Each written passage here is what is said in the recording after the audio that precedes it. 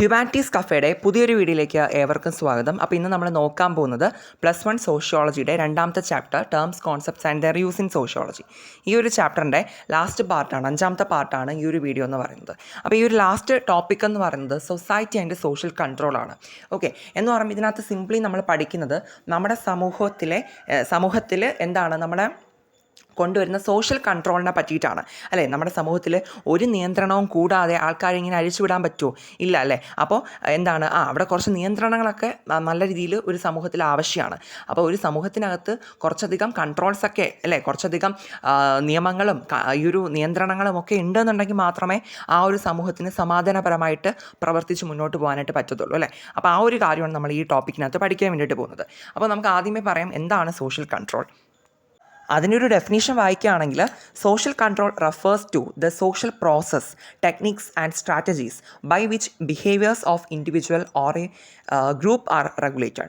കണ്ടോ, ഒരു വ്യക്തിയുടെ അല്ലെങ്കിൽ ഒരു ഗ്രൂപ്പിൻ്റെയോ എല്ലാം പെരുമാറ്റ രീതികളെയൊക്കെ നിയന്ത്രിക്കുന്നതിനുള്ള കുറച്ച് ചട്ടങ്ങളാണ് ഈ ഒരു സോഷ്യൽ കൺട്രോൾ എന്ന് പറയുന്നത്. ആ ഒരു വേർഡിൽ നിന്ന് തന്നെ നമുക്ക് കിട്ടും അത് സോഷ്യലി കൺട്രോൾ ചെയ്ത് നിർത്തുക എന്നുള്ളതാണ് അല്ലേ. ഇപ്പോൾ ഒരു ആൾ കടന്നും അല്ലെങ്കിൽ ഒരു വ്യക്തി സമൂഹത്തിൽ പ്രശ്നക്കാരനാണെന്ന് വെച്ചോളൂ. ഓക്കെ, ഇപ്പോൾ ഒരു ആൾക്കാരെ ഉപദ്രവിക്കുന്നു, മോഷ്ടാവാണ്, അങ്ങനെ എന്തെങ്കിലുമൊക്കെ ഇഷ്യൂസ് ഉള്ള ഒരു വ്യക്തി. അപ്പോൾ അങ്ങനെയുള്ള ഒരു വ്യക്തിയെ ആ ഒരു വ്യക്തിക്കെതിരെ ഒരു ആക്ഷനും എടുക്കാണ്ട് ആ ഒരു ഗവൺമെൻറ് മുന്നോട്ട് പോവുകയാണെങ്കിൽ ആ ഒരു സമൂഹത്തിൽ എന്തെങ്കിലും സമാധാനം ഉണ്ടാവുമോ?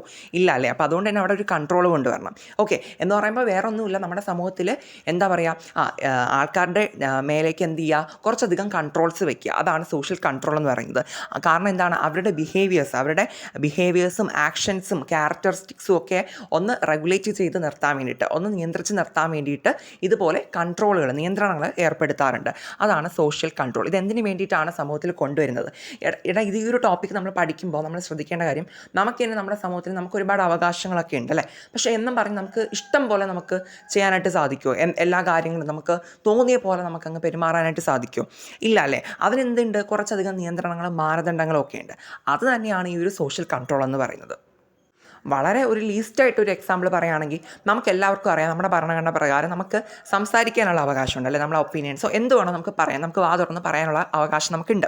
ഓക്കെ, എന്ന് പറഞ്ഞ് നമ്മൾ ടീച്ചേഴ്സ് ക്ലാസ് എടുക്കുന്ന സമയത്ത് നമ്മൾ സംസാരിച്ച് കഴിഞ്ഞാൽ അവർ സംസാരിച്ചോളൂ എന്ന് ടീച്ചേഴ്സ് പറയൂ? ഇല്ല അല്ലേ. അവിടെ നമ്മുടെ മേൽ എന്ത് ചെയ്യും, ഒരു കൺട്രോൾ കൊണ്ടുവരും അല്ലേ. സംസാരിക്കരുത് എന്ന് പറഞ്ഞൊരു നിയന്ത്രണം നമ്മുടെ മേൽ ഏർപ്പെടുത്താറുണ്ട്.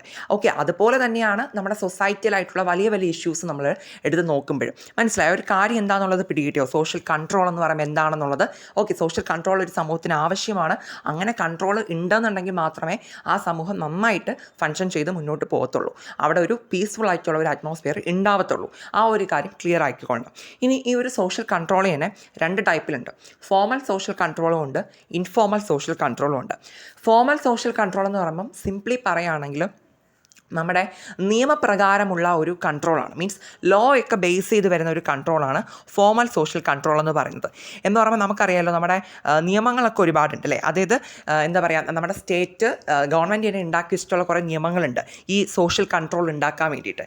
അതായത് നമുക്കറിയാമല്ലോ, ഇപ്പോൾ സമൂഹത്തിലൊരു തെറ്റ് ചെയ്യുന്ന ആൾ എന്ത് ചെയ്യുന്നുണ്ട്, അതിന് നമ്മുടെ ഭരണഘടന പ്രകാരമുള്ളൊരു ശിക്ഷ ഏർപ്പെടുത്തുന്നുണ്ട്. നിയമപരമായിട്ടൊരു ശിക്ഷാവിധി ഏർപ്പെടുത്താറുണ്ട് അല്ലേ. ഇപ്പോൾ ഒരാൾ ഒരു കൊലപാതകം ചെയ്തു എന്ന് പറഞ്ഞിട്ട് എന്ത് ചെയ്യും, അവിടെ എന്ത് ചെയ്യും, അപ്പോൾ അവിടെ പോലീസ് നടപടികളൊക്കെ ആയിട്ട് നിയമത്തിൻ്റെ ബേസിസിലാണ് അവിടെ ആ ഒരു വ്യക്തിക്ക് ശിക്ഷ കൊടുക്കുന്നത് അല്ലേ. അപ്പോൾ അതാണ് ഫോർമൽ ആയിട്ടുള്ള ഒരു സോഷ്യൽ കൺട്രോൾ എന്ന് പറയുമ്പോൾ അത് വളരെയധികം ഔപചാരികമായിട്ട് നടത്തുന്ന ഒരു കൺട്രോൾ, സോഷ്യൽ കൺട്രോളാണ് ഫോർമൽ സോഷ്യൽ കൺട്രോൾ എന്ന് നമ്മൾ പറയുന്നത്. നിയമത്തിൻ്റെ സപ്പോർട്ടോടുകൂടി, ലോയുടെ സപ്പോർട്ടോടുകൂടിയാണ് ഫോർമൽ സോഷ്യൽ കൺട്രോൾ ചെയ്തു പോകുന്നത്. എക്സാമ്പിളാണ് ഈ ഒരു പോലീസും നമ്മൾ ആ ഒരു കൊലപാതകത്തിൻ്റെ കാര്യമൊക്കെ പറഞ്ഞത്. ഓക്കെ, ഇനി ഇൻഫോർമൽ സോഷ്യൽ കൺട്രോൾ എന്ന് പറയുമ്പോൾ ഇതിന് നേരെ ഓപ്പോസിറ്റ് ആയിട്ടുള്ള കാര്യമാണ്. ഇൻഫോർമൽ സോഷ്യൽ കൺട്രോൾ എന്ന് പറയുമ്പോൾ അങ്ങനെ ഒരു നിയമത്തിൻ്റേതായിട്ടുള്ള ഒരു സപ്പോർട്ടിലോ അങ്ങനെ ഒരു ഭയങ്കര ഒരു പ്രൊഫഷണൽ ആയിട്ടുള്ള ഒരു സോഷ്യൽ കൺട്രോൾ അല്ല. സിംപ്ലി പറയുകയാണെങ്കിൽ നമ്മളിപ്പോൾ വീട്ടിനകത്ത് തന്നെ നമുക്ക് കുറച്ച് നിയന്ത്രണങ്ങൾ ഉണ്ടാവത്തില്ലേ അല്ലേ. നമ്മൾ അവിടെ പോകാൻ പാടില്ല, അല്ലെങ്കിൽ ഈ ഒരു സമയത്തിനകം വീട്ടിൽ കയറണം, പിന്നെ നമ്മൾ ഇങ്ങനെ ചെയ്യരുത്, ഇങ്ങനെ ചെയ്യാൻ പാടില്ല, അപ്പുറത്തെ കുട്ടികളോട് ഇങ്ങനെ സംസാരിക്കാൻ പാടില്ല, മുതിർന്നവരോട് ഇങ്ങനെയൊക്കെ ബഹുമാനിക്കണം, ഇങ്ങനെയൊക്കെ ഇടപെടണം എന്ന് പറഞ്ഞ് ഒരുപാട് കൺട്രോൾസ് നമ്മുടെ മേലെ പാരൻസ് ഏർപ്പെടുത്താറില്ലേ. അതാണ് ഇൻഫോർമൽ സോഷ്യൽ കൺട്രോൾ എന്ന് പറയുന്നത്. അതൊരു എക്സാമ്പിളാണ് കേട്ടോ. അതായത് നമുക്ക് ഇൻഫോർമലായിട്ട് നമ്മുടെ മേലുണ്ടാവുന്ന കുറേയധികം സാമൂഹിക നിയന്ത്രണങ്ങൾ. ഓക്കെ ആണല്ലോ. ഞാൻ നേരത്തെ പറഞ്ഞില്ലേ ഒരു ടീച്ചറും ക്ലാസ് റൂമിൽ ആ ഒരു അറ്റ്മോസ്ഫിയർ ഞാൻ പറഞ്ഞില്ലായിരുന്നു. ഇപ്പോൾ ടീച്ചേഴ്സ് നമ്മുടെ എന്താ പറയുക, നമുക്ക് മേലെ വയ്ക്കുന്ന കൺട്രോൾസ്, ഇതെല്ലാം ഇൻഫോർമൽ ആയിട്ടുള്ള ഒരു സോഷ്യൽ കൺട്രോൾ ആയിട്ട് നമുക്ക് പറയാം. അപ്പോൾ എന്താണ് സോഷ്യൽ കൺട്രോൾ എന്ന് പഠിച്ചു. ഫോർമൽ സോഷ്യൽ കൺട്രോൾ എന്താണ്, ഇൻഫോർമൽ സോഷ്യൽ കൺട്രോൾ എന്താണ്, ക്ലിയർ ആണല്ലോ. ഇനി ഈ ഒരു ടോപ്പിക്കിൽ ഏറ്റവും ലാസ്റ്റ് പറയുന്നൊരു കോൺസെപ്റ്റാണ് സാങ്ഷൻ. ഓക്കെ, സാങ്ഷൻ എന്ന് പറയുമ്പോൾ നമുക്ക് അറിയാലോ, ഈ അനുമതി എന്നാണ് നമ്മൾ മലയാളം കറക്റ്റ് വേർഡ് പറയുന്നത് അല്ലേ. സാങ്ഷൻ എന്ന് പറയുമ്പോൾ വേറെ ഒന്നുമല്ല അവിടെ ഉദ്ദേശിക്കുന്നത്, ഒരു വ്യക്തി ചെയ്യുന്ന സമൂഹത്തിൽ പെരുമാറുന്ന രീതികൾക്കനുസരിച്ച് ആ ഒരു വ്യക്തിക്ക് നമ്മൾ കൊടുക്കുന്ന എന്താ പറയുക, അനുമതിയാണ് അവിടെ ഉദ്ദേശിക്കുന്നത്. എന്ന് പറയുമ്പോൾ അത് റിവാർഡാവാം അല്ലെങ്കിൽ പണിഷ്മെൻ്റ് ആവാം. എന്ന് പറയുമ്പോൾ റിവാർഡ് എന്ന് പറയുമ്പോൾ ഒരു തരത്തിൽ പ്രോത്സാഹിപ്പിക്കലോ അനുമോദനമോ അങ്ങനെ ഒരു ലെവലിലുള്ള ഒരു സാങ്ഷനും ആകാം, അല്ലാന്നുണ്ടെങ്കിൽ ഒരു ശിക്ഷാ രീതിയിലുള്ള സാങ്ഷനും ആവാം. അപ്പോൾ ഇങ്ങനെ പറയുമ്പോൾ ഒരു കൺഫ്യൂഷൻ ഉണ്ടാവും.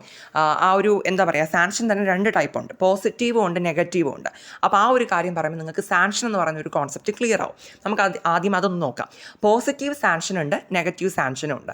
പോസിറ്റീവ് സാങ്ഷൻ എന്ന് പറയുമ്പോൾ വേറെ ഒന്നുമില്ല, ഒരു വ്യക്തി ചെയ്യുന്ന കാര്യത്തിന് നമ്മൾ പോസിറ്റീവായിട്ട് കൊടുക്കുന്ന റിവാർഡാണ് പോസിറ്റീവ് സാങ്ഷൻ എന്ന് പറയുന്നത്. റിവാർഡ് എന്ന് പറയുമ്പോൾ തന്നെ നമുക്കറിയാമല്ലോ എന്താണ്, ഒരു ബഹുമതി അല്ലേ, അതാണ് റിവാർഡ് എന്ന് പറയുന്നത്. ഇപ്പോൾ ഒരു വ്യക്തി നല്ലൊരു കാര്യം ചെയ്യുകയാണ്, അതായത് ഇപ്പോൾ എന്താ പറയുക, ഒരു ഫണ്ടൊക്കെ എടുത്തിട്ട് പാവങ്ങളെ സഹായിക്കുന്നുണ്ട്, അല്ലെങ്കിൽ ഓർഫനേജിൽ കൊടുക്കുന്നുണ്ട്, അല്ലെങ്കിൽ കുഞ്ഞു പിള്ളേരെ ഹെൽപ്പ് ചെയ്യുന്നുണ്ട്, അല്ലെങ്കിൽ പഠിക്കാൻ എന്താ പറയുക, സാമ്പത്തികമായിട്ടൊന്നും ഇല്ലാത്തൊരു കുട്ടിയെ പഠിക്കാൻ വേണ്ടി ഹെൽപ്പ് ചെയ്യുന്നു. അപ്പോൾ ഇങ്ങനെയൊക്കെയുള്ള കാര്യങ്ങൾ ചെയ്യുമ്പോൾ നമ്മൾ അവിടെ എന്ത് കൊടുക്കാറുണ്ട്, ഗവൺമെൻറ്റോ അല്ലെങ്കിൽ അങ്ങനെയുള്ള അതോറിറ്റീസോ ഒക്കെ എന്ത് കൊടുക്കാറുണ്ട്, പോസിറ്റീവായിട്ട് കുറച്ച് റിവാർഡ്സ് അല്ലെങ്കിൽ റിവാർഡ് കൊടുക്കാറുണ്ട്. അബേപ്പെ ആദരിക്കലോ അങ്ങനെയുള്ള കാര്യങ്ങൾ, അതൊക്കെയാണ് റിവാർഡ് എന്ന് പറയുമ്പോൾ. എന്ന് പറയുമ്പോൾ സിംപ്ലി പറഞ്ഞ് നമ്മുടെ സമൂഹത്തിൽ ചെയ്യുന്ന നല്ല കാര്യങ്ങൾക്ക് നമുക്ക് കിട്ടുന്ന ബഹുമതി, അത് തന്നെയാണ് പോസിറ്റീവ് സാങ്ഷൻ എന്ന് പറഞ്ഞ് ഉദ്ദേശിക്കുന്നത്. ക്ലിയർ ആണല്ലോ. ഇനി നെഗറ്റീവ് സാങ്ഷൻ എന്ന് പറയുമ്പോൾ ഇതിൻ്റെ നേരെ ഓപ്പോസിറ്റാണ്. നമ്മളെന്തെങ്കിലും ആക്രമണങ്ങൾ നമ്മളെ ഈ സമൂഹത്തിൽ കാണിക്കുകയാണ്. ഓക്കെ, ഞാൻ പോയിട്ട് കുറേ പേരെ എന്താ പറയുക കുറേ പേരെ പോക്കറ്റ് അടിക്കുകയാണ്, അങ്ങനെ എന്ത് ചെയ്യും, ഉറപ്പായിട്ട് എന്നെ ശിക്ഷിക്കും അല്ലേ.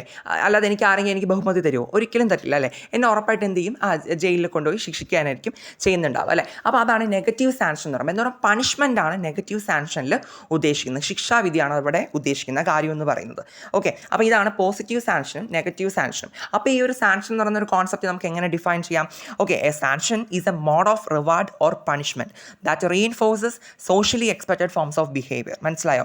നമ്മുടെ സമൂഹത്തിലുള്ള ബിഹേവേഴ്സിനായിട്ട് നമ്മൾ കൊടുക്കുന്ന റിവാർഡായിട്ടോ പണിഷ്മെൻ്റായിട്ടോ കൊടുക്കുന്ന ആ ഒരു എന്താ പറയുക കാര്യത്തെയാണ് നമ്മുടെ സാങ്ഷൻ എന്ന് പറയുന്നത്. അത് പോസിറ്റീവായിട്ടും നെഗറ്റീവായിട്ടും കൊടുക്കുന്നുണ്ട്.